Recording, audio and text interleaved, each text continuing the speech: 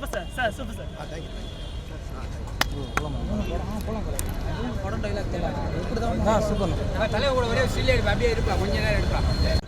கல்யாணிக்காக நான் அலைந்தேன்.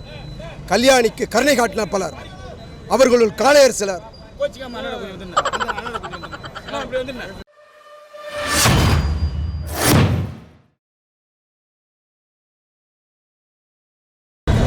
நடிகர் திலகத்தின் பராசக்தி வசனம். நீதிமன்றம் விசித்திரம் நிறைந்த பல வழக்குகளை சந்தித்திருக்கிறது. புதுமையான பல மனிதர்களை கண்டிருக்கிறது. ஆகவே இவ்வழக்கு விசித்திரமும் அல்ல, வழக்காடும் நான் புதுமையான மனிதனும் அல்ல.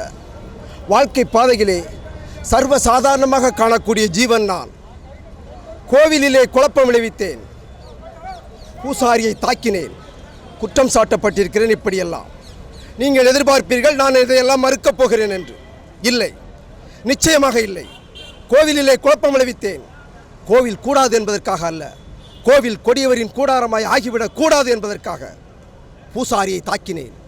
அவன் பக்தன் என்பதற்காக அல்ல, பக்தி பகல் வேஷமாகிவிட்டதை கண்டிப்பதற்காக. உனக்கேன் இவ்வளவு அக்கறை? உலகத்தில் யாருக்கும் இல்லாத அக்கறை என்று கேட்பீர்கள். நானே பாதிக்கப்பட்டேன், நேரடியாக பாதிக்கப்பட்டேன். சுயநலம் என்பீர்கள். என் சுயநலத்திலே பொதுநலமும் கலந்திருக்கிறது. ஆகாரத்திற்காக அழுக்கை சாப்பிட்டு தடாகத்தை சுத்தப்படுத்துகிறதே மீன். அதை போல என்னை குற்றவாளி குற்றவாளி என்கிறார்களே, இந்த குற்றவாளியின் வாழ்க்கை பாதையிலே கொஞ்சம் தூரம் பின்னோக்கி நடந்து பார்த்தால் அவன் கடந்து வந்துள்ள காட்டார்கள் எவ்வளவு என்று கணக்கு பார்க்க முடியும். பாட்டொலிக்கும் குயில்கள் இல்லை என் பாதையில், படமெடுத்தாடும் பாம்புகள் நெளிந்திருக்கின்றன. தென்றலை தீண்டியதில்லை நான், தீயை தாண்டி இருக்கிறேன். கேளுங்கள் என் கதையை. நீதிபதி அவர்களே, தீர்ப்பு எழுதுவதற்கு முன் தயவு செய்து கேளுங்கள். தமிழ்நாட்டினிலே இத்திருவிடத்தினிலே பிறந்தவன் நான். பிறக்க ஒரு நாடு, பிழைக்க ஒரு நாடு. தமிழ்நாட்டின் தலையெழுத்திற்கு நான் என்ன விதிவிலக்கா? ரங்கூன் அது என் உயிரை வளர்த்தது, என்னை உயர்ந்தவனாக்கியது.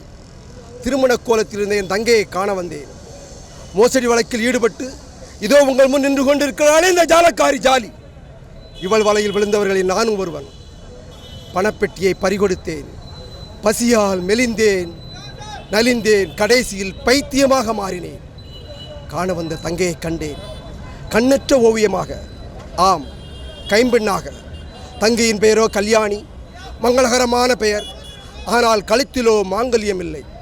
செழித்து வாழ்ந்த குடும்பம் சீரழிந்து விட்டது. கையிலே பிள்ளை, கண்களிலே நீர். கல்யாணி அலைந்தாள். கல்யாணிக்காக நான் அலைந்தேன். கல்யாணிக்கு கருணை காட்டின பலர், அவர்களுள் காளையர் சிலர். வெளியில் பேசுகிறோமா? அப்படியா? அப்படி கன்டினியூ பண்ணிக்கலாமா? கல்யாணிக்கு கருணை காட்டின பலர், அவர்களுள் காளையர் சிலர் அவருடைய கடைக்கண் பார்வையை பிரதிபகாரமாக கேட்டனர். கொலை வழக்கிலே ஈடுபட்டு இதோ உங்கள் முன் நின்று கொண்டிருக்கிறானே இக்கொடியவன் வேணு. இவன் பகட்டால் என் தங்கையை கற்பழிக்க முயன்றான்.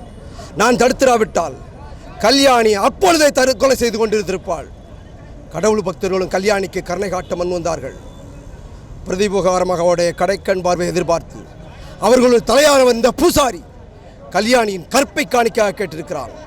பராசக்தியின் பெயரால், உலக மாதாவின் பெயரால் கல்யாணி இந்த உலகத்தில் புழுவாக துடித்தபடியாவது உயிரோடு இருந்திருப்பாள்.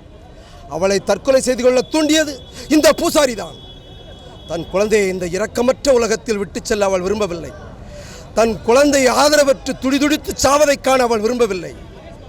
அவளே கொன்று விட்டாள். விருப்பமானவர்களை கொல்வது விந்தை அல்ல.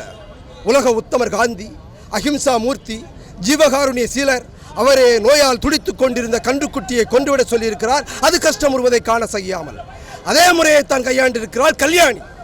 இது எப்படி குற்றமாகும்? வெளிநாட்டிலிருந்து திரும்பிய ஒரு தமிழனுக்கு வாழ வழியில்லை. தமிழ்நாட்டில் பிறந்த பெண்ணுக்கு வாழ்வதற்கு தக்க பாதுகாப்பில்லை.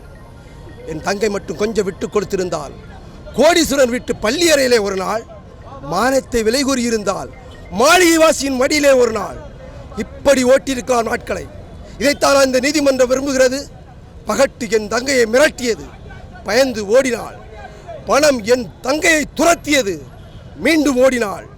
பக்தி என் தங்கையை பயமுறுத்தியது, ஓடினாள் ஓடினாள், வாழ்க்கையின் ஓரத்திற்கே ஓடினாள். அந்த ஓட்டத்தை தடுத்திருக்க வேண்டும், வாட்டத்தை போக்கியிருக்க வேண்டும் என்று சட்டத்தை நீட்டுவோர் செய்தார்களா? வாழ விட்டார்களா என் கல்யாணியை? குற்றவாளி யார் வழக்கிற்கோ வக்கீலாக மாறுகிறார் என்று கேட்பீர்கள். யார் வழக்கிற்கும் இல்லை. அதுவும் என் வழக்குதான், என் தங்கையின் வழக்கு. தங்கையின் மானத்தை அழிக்க எண்ணிய மாபாவைக்கு புத்தி கேட்ட அண்ணன் ஓடுவதில் என்ன தவறு? கல்யாணி தற்கொலை செய்து கொள்ள முயன்றது ஒரு குற்றம், குழந்தையை கொன்றது ஒரு குற்றம், நான் பூசாரியை தாக்கியது ஒரு குற்றம். இத்தனை குற்றங்களுக்கும் யார் காரணம்? கல்யாணியை கஞ்சிக்கில்லாமல் அலைய விட்டது யார் குற்றம்? விதியின் குற்றமா அல்லது விதியின் பெயரை சொல்லி வயிறு வளர்க்கும் இந்த வீரர்களின் குற்றமா? பணம் பறிக்கும் கொள்ளை கூட்டத்தை வளரவிட்டது யார் குற்றம்? பஞ்சத்தின் குற்றமா அல்லது பஞ்சத்தை மஞ்சத்திற்கு வரவழைத்த இந்த வஞ்சகர்களின் குற்றமா? கடவுளின் பேரால் காம லீலைகள் நடத்தும் போலி பூசாரிகளை நாட்டிலே நடமாட விட்டது யார் குற்றம்? கடவுளின் குற்றமா அல்லது கடவுளின் பெயரை சொல்லி காலட்சேபை நடத்தும் இந்த கைவர்களின் குற்றமா? இந்த குற்றங்கள் களையப்படும் வரை குணசேகரங்களும் கல்யாணிகளும் குறையப் போவதில்லை. இதுதான் எங்கள் வாழ்க்கை ஏட்டில் எந்த பக்கம் புரட்டினாலும் காணப்படும் பாடம், பகுத்தறிவு, பயனுள்ள அரசியல் தத்துவம். நன்றி.